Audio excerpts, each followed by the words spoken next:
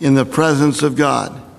Yes, it's the Gentile Midianite Jethro, the one who is leading the Israelite elders in praise of God, in the presence of God.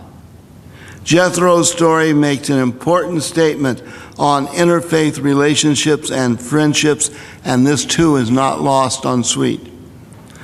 The next day, Moses sat as a judge all day, hearing the disputes and many problems of the Jewish people.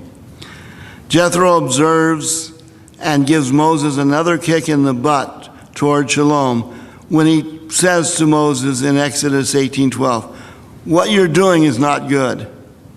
Jethro explains that Moses cannot handle the problems alone. There is not enough time for Moses to be involved with every minor dispute. The disputes were not getting settled in a timely manner. It was wearing both on Moses and the people. Jethro becomes the first recorded management consultant. A management consultant is often defined as a person from out of town with gray hair and a briefcase. In Jethro's case, it's the person from outside the camp with gray hair and his own tent. Jethro tells Moses how to establish a court system and hierarchy. Jethro tells Moses in Exodus 18, verses 23-24, "Do this, and if God so commands you, then you will be able to endure, and all these people will go to their home in peace." So Moses listened to his father-in-law and did all that he, Jethro, had said. Notice that Jethro is telling him he has to look to God. The cheapest way to be an expert is always to point out what is wrong and only tear down. It is much harder, but better to do as Jethro did. Any Jethro, points, pushes us to a solution, and pushes us on to shalom. Not noting that Jethro is not part of the Hebrew community and leaves, Jet says, "Your witness may be from another religious tradition." The Hebrew word for angel, malach, also means simply messenger. Jewish tradition says that anything can be an angel for another, to another. Sweet says, Jethro is one of God's angels sent to help us handle the dark side of the soul and the dry well of the spirit.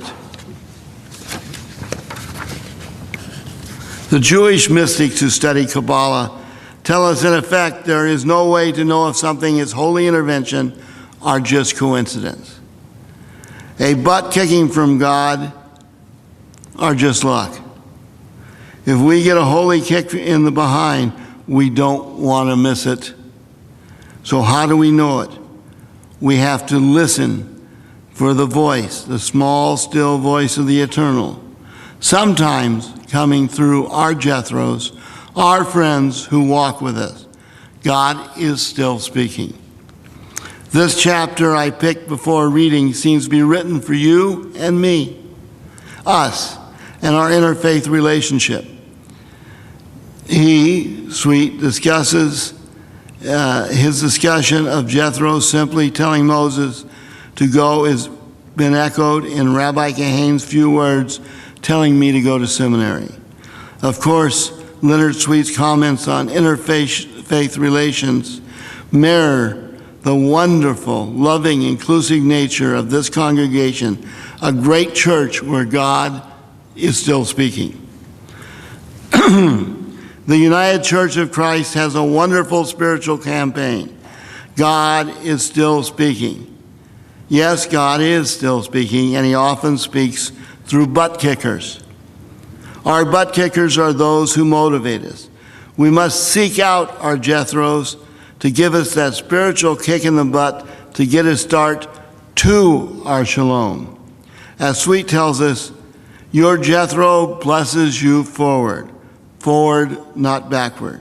And that forward may be right into somebody else's life someone else who needs a Jethro, you, to bless him or her, and you become their Jethro. That's the ongoing challenge of witnessing, seeking our Jethros around us and bringing a Jethro for others.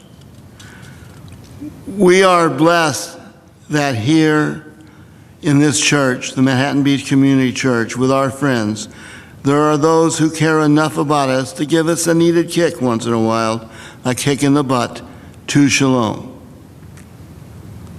I pray that we can continue to witness, to be loving butt kickers, friends for each other, together in our mutual journey towards godliness. Thank you for letting me speak here today. I am blessed that you have let this rabbi walk with you towards shalom. Thank you very much, and lek la shalom. May go to peace. Go to shalom.